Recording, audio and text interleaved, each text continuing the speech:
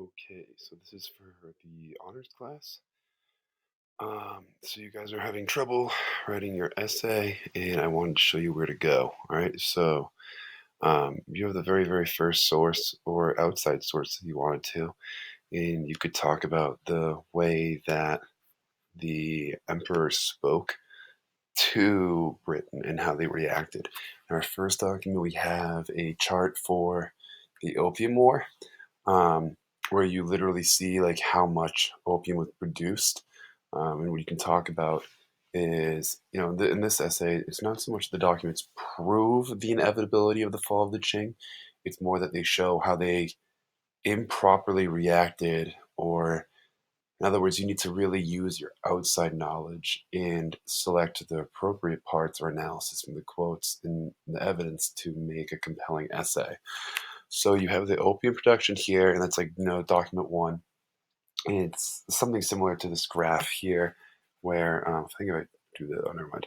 So it's kind of like this. It's showing how it's increasing per year, um, the amount of money for Great Britain shifting that balance of trade.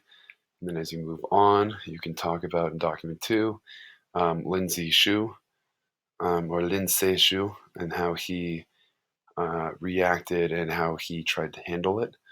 And you can talk about the pros and cons to China's diplomatic handling of it.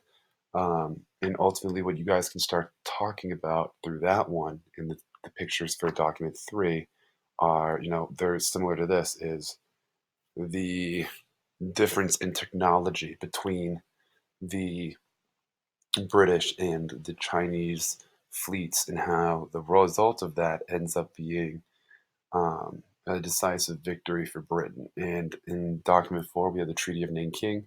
So at the end of the Opium Wars, we have the following conditions. You guys just have them written out formally. You can talk about how this essentially marks the end of the Qing, so, or at least the beginning of the downfall, because they're losing, you know, control of key ports. They're paying lots of money. They have to give in to British demands. There's extraterritoriality for British citizens. They have to give out the most favored nation clause, and it marks the end of their control over their own place. Um, you could start talking about, the Sino-Japanese War and the wars with Russia in the Northwest, or the conflict they had there. The wars with France and Germany over missionaries being killed and whatnot. You could talk about Taiping. Um, you could bring in evidence of domestic revolts.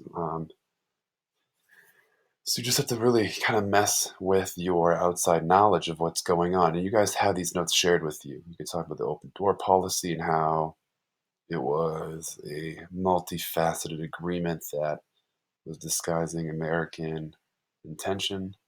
Um, you guys can talk about the Boxer Rebellion.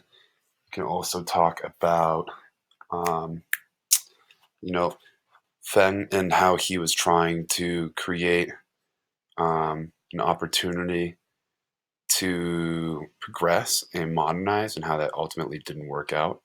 And you can also talk about the warlord era and how we have this confusing concept of China, where the Northwest and Mongolia is mostly controlled by the Russian Empire. Tibet is semi-automatic. Has its own kind of autonomy, is owned by Great Britain in part, and then how we have the Chinese Nationalist Party in the south and over here, and you have Yuan Shikai in the north for a few years in the political chaos um, as a result of the fall of the Qing. Okay, so it's a little confusing, but the emphasis is on really the technical skill of using sources that don't necessarily directly show what you want to prove. It's more of mixing and matching or weaving these sources together, rather, um, and really blending the knowledge, your analysis of the sources inside of it, weaving them together and mixing it with the outside information that you have. Um, and remember, rough drafts are necessary. You gotta just write crap. I know that sounds weird, but if you keep trying to write perfectly for every single word, every single sentence, it's going to be impossible. So slow down and just write. Okay, I think this is done. I'm not quite sure how to pause this. Oh, there we go.